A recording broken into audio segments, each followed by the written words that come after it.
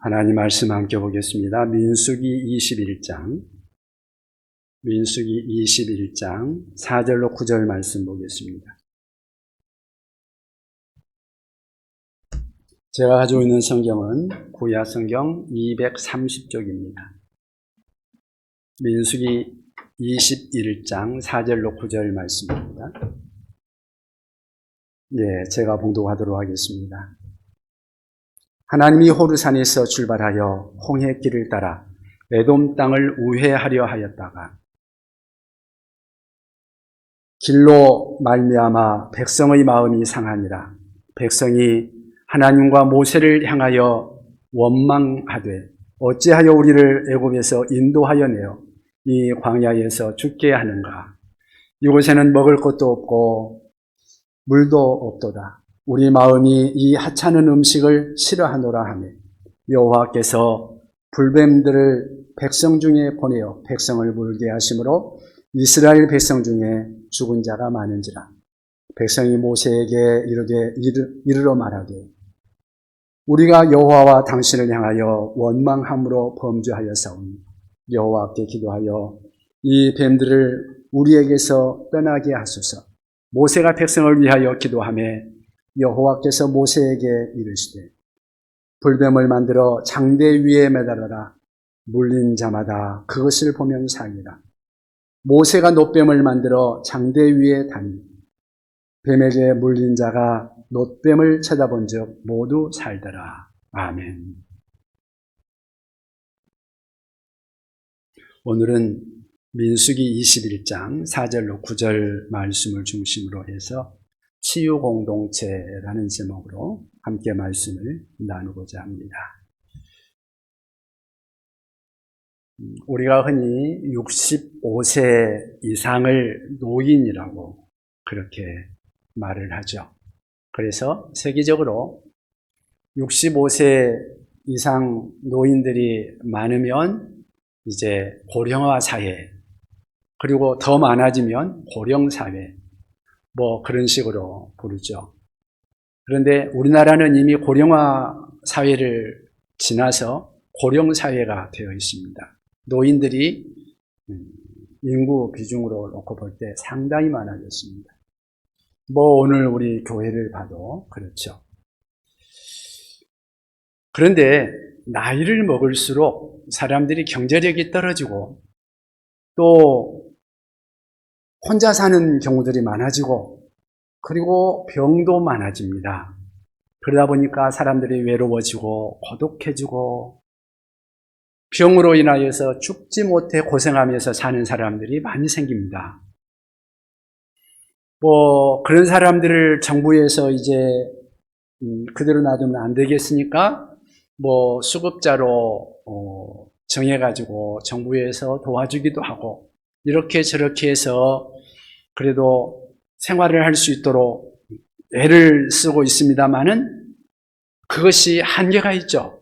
항상 사각지대가 있기 마련이고, 그래서 그 고통 중에 살아가다가 어떤 사람들은 자식들이 있다는 이유로 수급자가 되지 못하고 그래가지고 그냥 근근히 살아가는데 사는 게 죽는 것마도 못한 그러한 고통을 겪으면서 살아가는 사람들이 참 많이 있죠. 그래서 어떤 사람들은 빨리 죽는 게 소원이라고 말하는 사람들도 있습니다. 어찌 빨리 죽고 싶은 사람이 있겠습니까? 행복하게 살고 싶은데 행복하게 살지 못하니까 차라리 죽고 싶다, 그런 말을 하겠죠. 그렇게 해서 우리나라 노인들의 그 자살률이 세계에서 제일 많은 거 아십니까? OECD 국가 중에서 10년 이상 계속해서 우리나라 노인 자살 인구가 제일 많습니다. 그만큼 우리나라 노인들이 살기 힘들다는 그런 말일 것입니다. 여러분, 이런 고통과 질병의 문제가 어찌 노인들만의 문제이겠습니까? 사람은 누구나 고통과 질병에 시달립니다. 요즘 자영업자들 얼마나 힘듭니까? 사실 코로나 때문에 자영업자들 제대로 장사도 못하고 여기저기서 빚을 얻으면서 생활해 오다가 자살한 사람도 생기고 그냥 완전히 최비민층으로 떨어진 사람들도 생기고 정말 힘들죠. 뭐 직장 생활하는 사람이라고 어찌 다 평안합니까? 직장 생활도 제대로 못해가지고 어려운 사람들이 얼마나 많이 있습니까?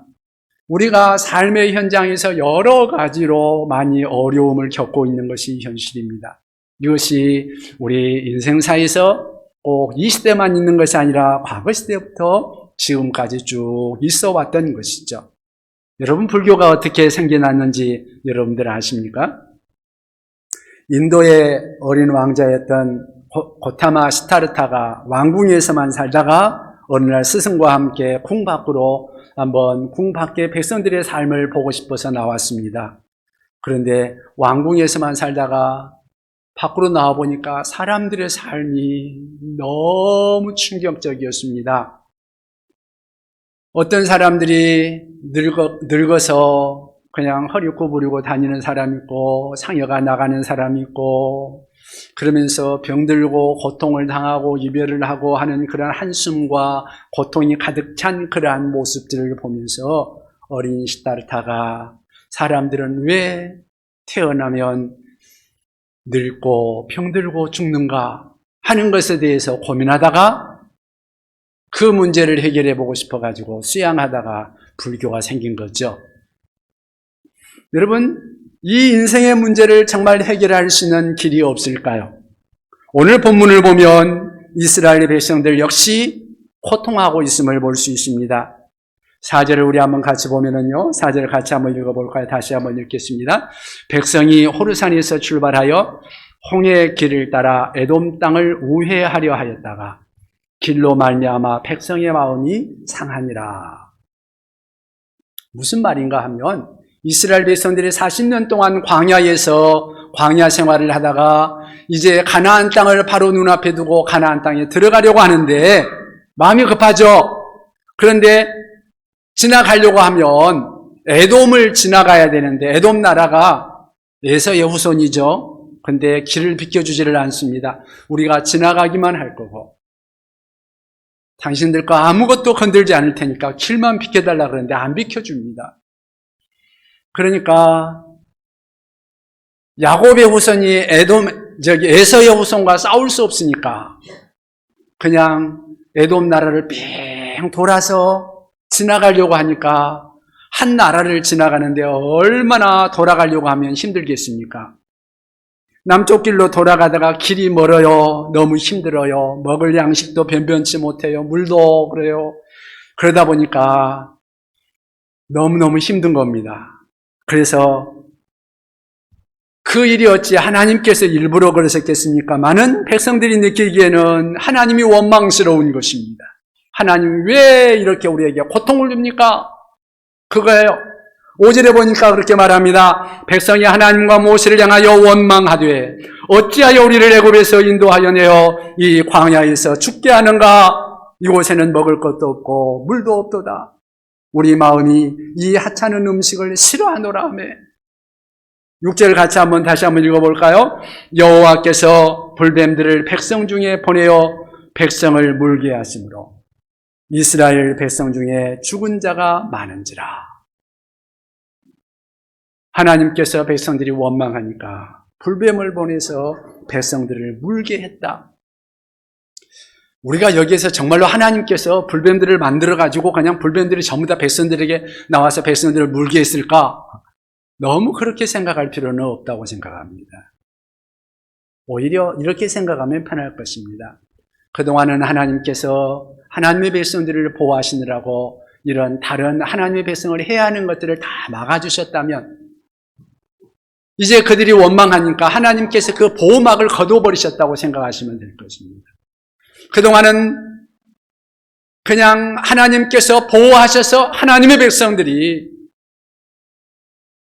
그래도 하나님의 보호 아래 살게 하셨는데 이제 하나님께서 그냥 보호막을 거둬버리니까 그 불뱀들이 나와서 백성들을 물기 시작한 거죠. 7절 이하에 보면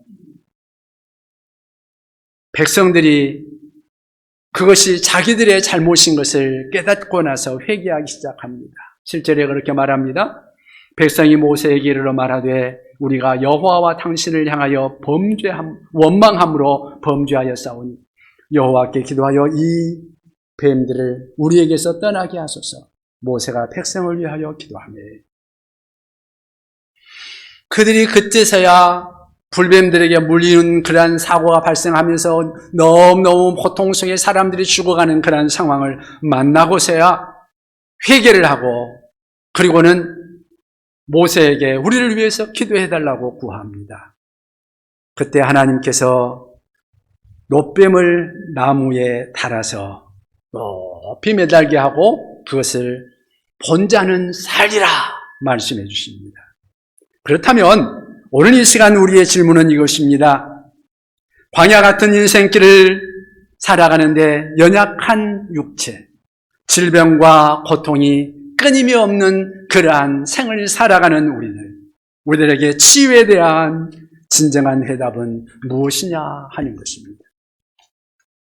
첫째는 문제의 원인을 바로 진단해야 합니다.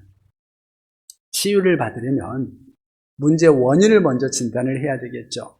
여러분 아파서 병원 가면 병원에서 의사들이 그냥 다짜고짜 무조건 수술 먼저 합니까? 아니면 아프죠 하고 그냥 의사가 마음대로 약을 줘줍니까? 그렇지 않죠. 먼저 그 사람이 어디가 어떻게 아픈지를 철저하게 진단 먼저 하잖아요.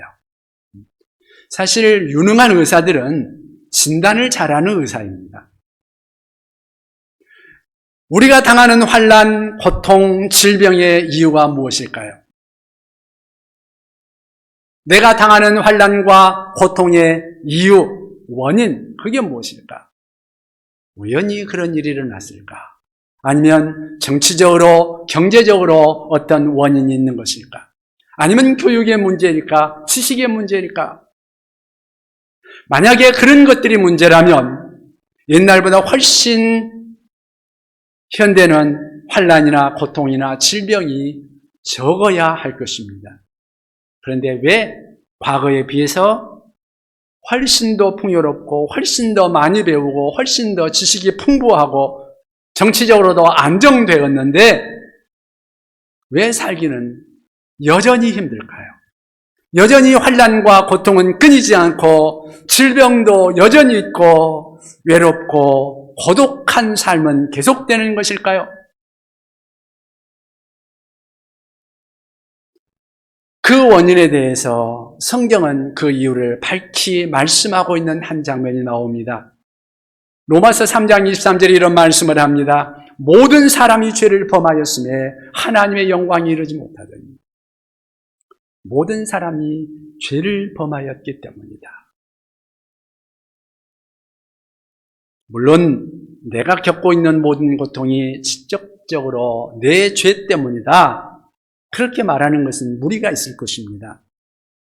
욥을 보면은요, 욥은 죄가 없었습니다. 하나님도 그를 순전한 사람이라고 인정했습니다. 그가 고통을 받아야 될 만한 그런 이유가 없었습니다. 그런데요, 그가 어느 날 갑자기 자기 재산을 다 잃어버립니다. 자기 자식들도 잃어버립니다. 몸에 병이 들어서 정말 모든 사람들이 멸시하는 그러한 자리까지 떨어져 버리고 맙니다. 아내도 그냥 욥을 저주하면서 떠나버리고 친구들마저도 욥에 대해서 비난하는 그러한 모습들을 보게 됩니다. 또 다윗을 보면 어떻습니까? 다윗은 한 일이라고는 사울 왕에게 충성한 것밖에 없는데 사울 왕은 다윗을 그토록 죽이려고 그냥 몰고 다니고 있는 그러한 모습, 얼마나 큰 핍박을 당했습니까?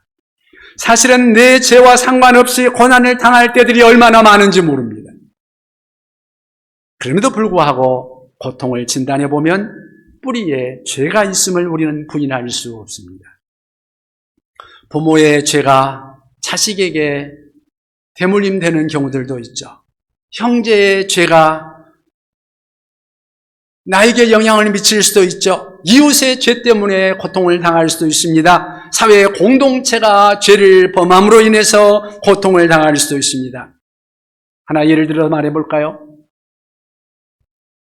시내버스를 타고 퇴근을 하는데 그냥 갑자기 버스가 와장창 하면서 사고가 났습니다.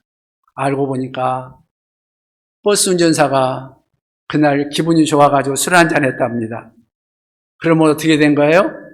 잘못은 운전기사가 잘못을 했는데 다치는 것은 이거 버스 안에 있는 승객들이 다치는 거잖아요. 운전기사의 죄가 나를 불행하게 만들 수도 있다는 것이죠. 이 세상이 그렇지 않습니까? 지금 코로나에 걸린 분들, 여러분들도 코로나에 걸렸던 분들 많이 있죠? 여러분들의 잘못입니까? 여러분들의 죄입니까? 온 세상에 코로나로 인하여서 고통을 당하고 수많은 사람들이 죽었습니다. 미국에서도 100만 명이 죽었습니다. 그런데 그것이 그 사람들의 죄일까요? 여러분, 고통당하는 것, 그것이 꼭 내 죄 때문만은 아닐 수 있다는 것이죠.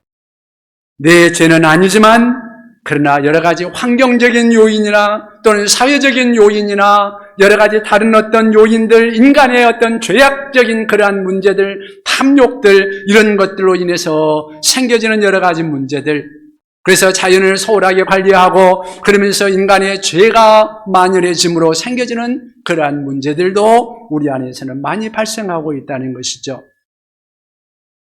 따라서 고통을 당하는 이웃을 향하여서 당신 죄 때문입니다.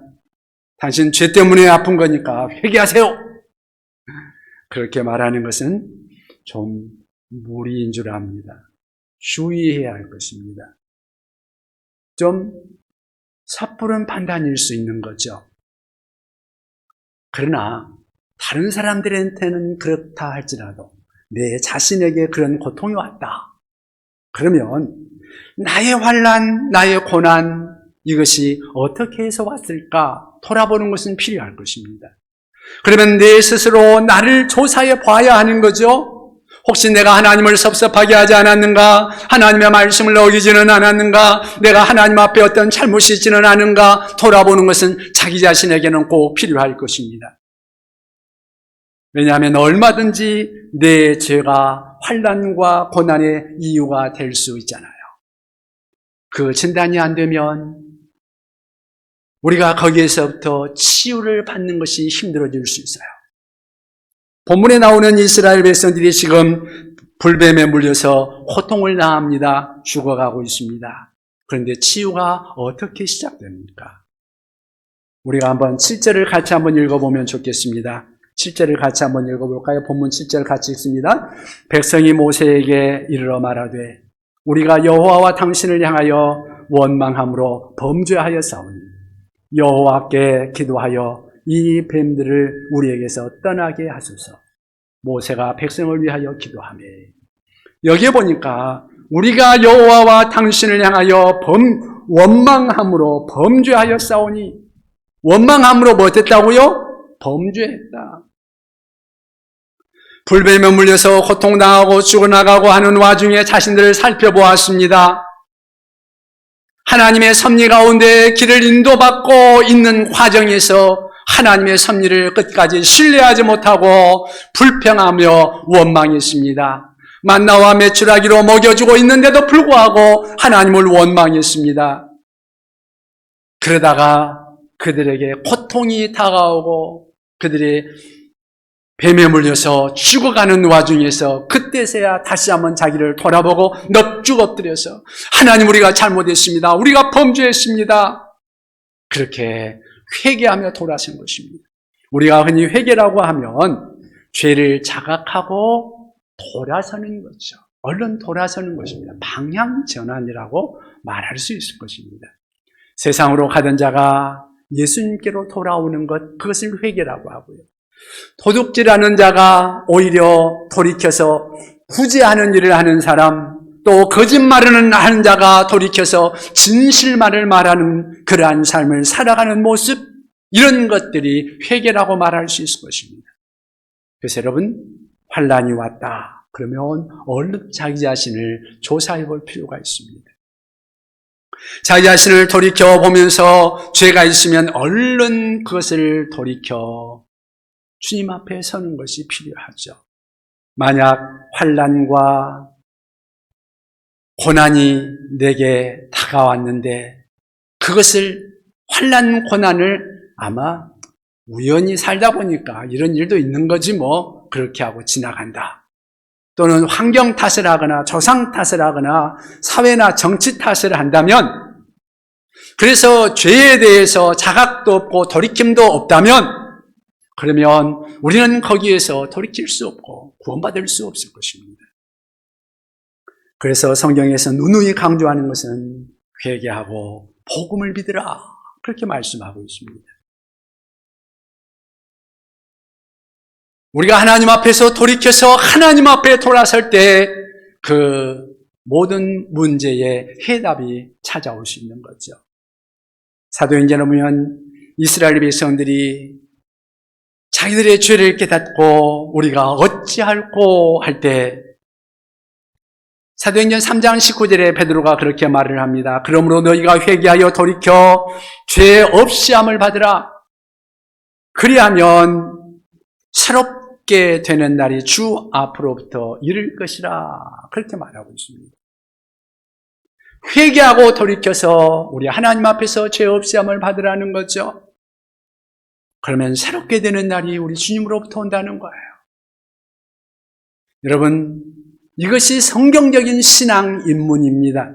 그리고 이것이 병든 인간의 실존을 치유하는 첫걸음이죠. 우리 모두 우리 주님 앞에서 주님 앞에 돌이켜서 우리 주님 앞에 설 수 있는 우리 모두가 될 수 있기를 바랍니다. 그러면 인생길에 다가오는 질병, 고통의 그 치유에 대한 해답이 무엇일까 하는 것이죠. 두 번째는 하나님의 처방을 수용해야 한다는 것입니다. 인생의 질병과 고통에 대한 해답을 원한다면, 치유받기를 원한다면 우리 하나님의 처방을 수용해야 한다는 것입니다. 여러분, 병원에서 보통 검사하고 나면 검사 결과가 나오죠. 그러면 의사가 불러가지고 이 병은 이렇고 이 병은 이런 병인데 이래서 생기고 병의 원인을 딱 설명하면서 그 다음에 병에 대한 처방을 내려주죠. 이제부터는 술, 담배 하지 마시고요. 술, 담배 하시죠? 술, 담배 하지 마세요. 그리고 이제는 운동을 좀 하셔야 됩니다. 그렇게 말하고 좀 육식은 좀 절제하시고요. 채식을 좀 주로 하십시오. 약은 꼭 잘 챙겨 드시고요. 그러면은 환자는 어떻게 해야 됩니까?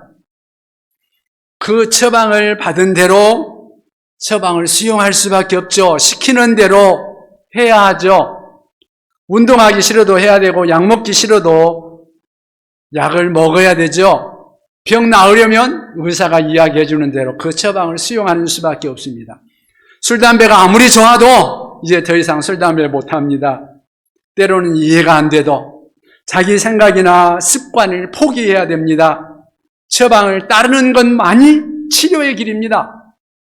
여러분, 마찬가지로 우리 인생의 문제는 하나님의 처방을 수용해야 한다는 것이죠. 그러면 불뱀에 물려 고통하는 백성들에게 주신 하나님의 처방은 무엇일까요? 8절에 보면은요, 8절에 그렇게 말씀합니다. 여호와께서 모세에게 이르시되 불뱀을 만들어 장대 위에 매달아라. 물린 자마다 그것을 보면 살리라. 여러분, 이 처방이 마음에 드십니까? 이해가 잘 되세요? 사실은 이해가 안 되는 게 맞습니다. 상식에 맞지가 않아요. 전혀 생각하지 못한 일이에요. 저는요, 처음 교회 다니기 시작할 때 이 성경 말씀을 보고 도대체 이 말이 뭔 말인가? 저는 이해가 안 됐었습니다. 뭐 믿음이 없을 때니까 처음 교회 나갔을 때는 이 말이 뭔 말인지 도대체 상식에 맞지 않는 너무 터무니없는 이야기 같았습니다. 사람이 아프면 약을 주면서 먹으라고 한다든지 손으로 좀 어디를 좀 만져준다든지 특별한 어떤 운동을 해라고 한다든지 그렇게 해서 고쳐주는 것이 우리가 생각하는 일반적인 상식 아니겠습니까? 그런데 놋으로 불뱀을 만들어서 장대에 높이 매달아 놓고 그것을 쳐다보면 산다! 이게 제대로 이해가 되는가? 상식에 맞는 말이냔 말이에요. 그래서 어떤 사람들은 보지 않았고 보지 않아서 어쩌면 죽어가는 사람도 아마 있지 않았을까 생각합니다. 똑똑한 인간의 어리석음이 여기에 있지 않을까요? 그런데 여러분, 물린 자마다 보면 살리라. 이 메시지야말로 기독교 복음의 핵심이라는 사실입니다. 물린 자마다 보면 살리라. 우리 복음의 핵심인 거 여러분 믿으십니까? 니고데모가 참 고민이 많은 구도자였습니다. 예수님을 찾아서 밤중에 예수님께 왔죠. 그런데 예수님이 그 니고데모에게 내린 구원에 대한 처방, 그것이 무엇인지 아십니까? 요한복음 3장 14절 15절 말씀에 보면 그런 말씀이 나옵니다. 니고데모가 찾아왔을 때 예수님의 처방입니다. 모세가 광야에서 뱀을 든 것 같이 인자도 들려야 하리니 이는 그를 믿는 자마다 영생을 얻게 하려 하십니다. 무슨 말씀이에요? 예수님이 내가 십자가에서 인류의 죄를 짊어지고 죽음을 당해야 될 것이다. 그래서 그 속죄를 완성하고 십자가에 매달리는 십자가의 예수 그리스도, 그분을 보면 영생을 얻을 것이라고 말씀하십니다. 예수님이 십자가에 매달린 것 같이 그것을 상징해서 놋뱀을 매단 것이라고 말하고 있습니다. 단순히 구리로 만든 뱀이 아니라 훗날 십자가에 들리신 예수 그리스도를 상징하고 있다는 말입니다. 그래서 예수를 믿는 자는 산다는 것입니다. 그래서 장대에 높이 매달아 놓은 그 놋뱀, 불뱀, 그것을 보는 자는 산다는 말은 바로 우리를 위하여 십자가에서 죽음을 당하신 예수 그리스도, 그분의 속죄를 믿는 자는 산다는 그러한 복음인 것입니다. 예수 십자가의 대속을 믿으라. 그리하면 영생을 얻는다. 치유를 경험한다. 회복을 경험한다. 이것이 우리 하나님의 처방인 것입니다. 요한복음 3장 16절에 계속해서 이런 말씀을 하십니다. 하나님이 세상을 이처럼 사랑하사 독생자를 주셨으니 이는 그를 믿는 자마다 멸망하지 않고 영생을 얻게 하려 하십니다. 광야에서 뱀을 든 것 같이 인자도 들려야 할 것이다. 그것을 믿는 자는 영생을 얻을 것이다. 이것을 믿는 자는 영생을 얻을 것이다. 우리 주님께서 말씀하고 있는 것입니다. 이 본문을 지금 불뱀에 물려 고통당하고 있는 이스라엘 백성들에게 적용하여 읽어본다면 이렇게 말할 수 있을 것입니다. 하나님이 죄로 말미암아 불뱀에 물려 고통당하는 백성들을 이처럼 사랑하사 장대 위에 놋뱀을 씌웠으니 이는 그 놋뱀을 믿음으로 바라보는 자마다 새 삶을 얻으리라. 우리 9절 같이 한번 읽어볼까요? 9절 같이 읽겠습니다. 모세가 놋뱀을 만들어 장대 위에 다니 뱀에게 물린 자가 놋뱀을 쳐다본 즉 모두 살더라. 아멘. 그렇습니다. 장대 위에 달린 놋뱀이 하나님의 처방이었습니다. 쳐다본 자는 모두 살았습니다. 마찬가지로 십자가에 달리신 예수님이 죄인을 위해서 하나님께서 만들어 놓으신 하나님의 처방이라는 사실입니다. 이 처방이 좋은 소식이요, 이 처방이 바로 복음입니다.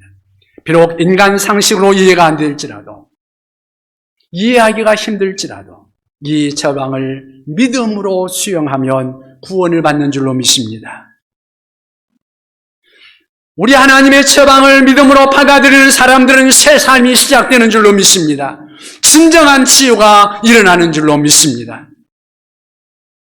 예, 질병과 고통, 이 인생의 문제에 진정한 해답을 우리가 찾았다면, 인생 치유에 대한 해답을 우리가 찾았다면 우리는 어떻게 해야 될까요? 세 번째는 하나님의 처방을 전파해야 합니다. 전파해야 돼요. 소망 없이 죽어가던 환자가 명의를 만나서 치료를 받고 완쾌되었다면 얼마나 기쁘겠습니까? 치료받고 나서 죽을 병에 걸렸던 사람이 좋은 의사를 만나가지고 그 의사 때문에 살아났다 그러면 그 사람이 제일 먼저 어떻게 하겠어요? 그 의사 선생님 찾아가가지고 선생님 감사합니다 그러지 않겠어요? 네, 선생님 찾아가가지고 선생님 때문에 나 살았습니다. 그리고 고맙다고 하겠죠. 그리고 그 다음에 어떻게 하겠어요? 그 병원 나와가지고는 사람들마다 만나면 내가 저 의사 선생님 때문에 살았다고, 저 의사 선생님 진짜 의사라고 그러면서 의사 선생님 선전하면서 다니지 않겠어요? 자랑하면서 다니는 게 당연하죠. 저분이 명이라고. 본문의 노뱀을 보고 치료받은 사람들도 마찬가지 아닐까요? 노뱀에 물려서 고통하며 죽어가다가 어느 날 노뱀을 쳐다본 자는 살리라는 그 말씀을 듣고 노뱀을 쳐다보는 순간 치료가 되었어요. 얼마나 기쁘겠습니까? 자기가 낫는 순간 누가 생각나겠어요? 하나님 앞에 감사하면서 그 순간에 또 생각나는 사람이 있습니다. 내 형제들, 내 이웃들, 내 가족들, 지금 뱀에 물려가지고 고통당하고 있는 그 사람들이 생각나지 않겠습니까? 얼른 그 사람들에게 찾아갈 것입니다.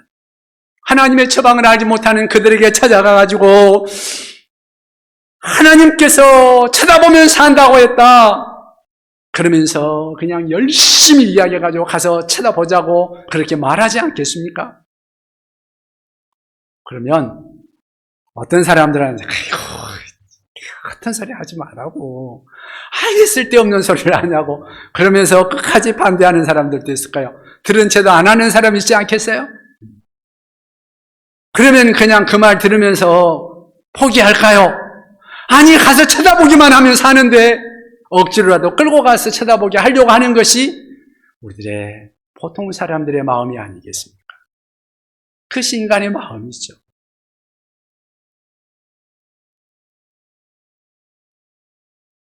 우리도 마찬가지입니다. 예수 믿어보니까 진짜예요. 예수 믿어보니까 예수 안에 치유가 있어요. 능력이 있어요. 예수 믿으니까 얼마나 좋습니까?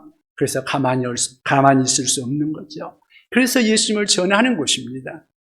십자가 예수가 우리의 구원이요, 치료요, 우리의 문제의 해결이라는 사실을 우리가 알기 때문에 우리가 이것을 전하는 거죠. 이게 전도요, 이게 선교요, 이게 교회가 세워진 그러한 목적이기도 합니다. 여러분, 예수님께서 이 땅에 오신 목적이 무엇입니까? 우리를 죄 가운데서 건져주시기 위해서 이 땅에 오신 거 아니겠습니까? 그것을 위해서 예수님이 십자가에서 자신의 생명을 내어주셨습니다. 그 예수 그리스도께서 이제 교회를 세우시고 교회의 머리가 되시면서 자기의 생명의 값으로 하나님의 교회를 세우시며 믿는 자들, 주님의 지체들로 부르셔서 교회를 세워주셨습니다. 그리고 우리 교회를 통해서 원하시는 게 무엇일까요? 교회를 통해서 이러한 치유의 공동체를 만들기를 원하시는 것입니다. 교회에 나오면 이제 예수 믿으면, 우리 주님을 믿으면 그 안에서 치유함을 받고 죽음에 이르는 병이 치유되고 육체와 정신의 질병이 치유됩니다. 이것을 위해서 하나님께서 교회를 세우시고 우리를 치유 공동체로 세워주신 것입니다. 그런 의미에서 교회는 치유의 공동체인 것입니다. 예수님의 몸된 교회가 이 땅에 존재하는 이유, 사명, 그것이 바로 여기에 있는 것이죠. 광야 같은 인생길에서 사탄 마귀에게 물려서 죽어가는 사람들, 고통당하는 사람들, 방황하는 그 사람들을 향하여 복음을 전하도록 하기 위해서 우리 예수님께서 치유 공동체인 이 교회를 세워주신 것입니다. 이 일을 하는데 때로는 혼자 하기 힘들면 같이 힘을 합쳐서 이 복음을 위해서 일하는 것입니다. 구역이 모여서 함께 할 수도 있고 또 전도회가 모여서 함께 할 수도 있고 나와 뜻이 맞는 어떤 사람들이 함께 이 복음을 위해서 전도를 위해서 우리가 일할 수 있는 거죠. 그렇게 함께 복음을 전하도록 하기 위해서 우리 주님께서 치유 공동체로 이 교회를 세워주신 것입니다. 사도행전 2장 47절에 보면 초대교회가 이러했습니다. 하나님을 찬미하며 또 온 백성에게 칭송을 받으니 주께서 구원받는 사람을 날마다 더하게 하시니라. 열정에 사로잡혀서 생동감 있게 그들이 함께 하나가 되어서 복음을 전했다는 것이죠. 교회는 이 일에 하나가 되어서 일할 필요가 있는 것입니다. 세월이 흘러서 이 시대의 교회의 모습은 초대교회의 사도들이 있던 그 시대의 교회의 모습과는 많이 바뀌어졌죠. 그러나 교회의 형태와 모습은 달라졌을지라도 변하지 않는 것이 있습니다. 그것이 바로 복음이죠. 예수님께서 나의 죄를 위하여 죽으셨고 예수님을 믿음으로만 구원한다는 사실, 예수를 믿을 때 치유가 있고 문제 해결이 있고 예수 안에서 우리 인생에 해답이 있다는 사실, 이것은 변할 수 없습니다. 예수님이 오시는 그날까지 교회가 이 일을 감당해야 하는 그 사명, 그것은 변함이 없습니다. 우리가 주님 앞에 가는 그날까지 이 복음 전도하는 이 사명을 감당할 수 있는 우리가 될 수 있기를 바랍니다. 성도 한 사람 한 사람 말씀과 성령의 능력으로 주님의 제자의 삶을 살아가며 이 치유가 변화가 되고 또 많은 사람들에게 생명의 능력이 되는 그러한 일을 우리가 함께 감당해 나가면서 함께 이 사명을 감당해 나가는, 그리고 우리가 함께 먼저 치유함을 입고 또 치유를 증거할 수 있는 우리 모두가 될 수 있기를 주님의 이름으로 부탁을 드립니다. 기도하겠습니다.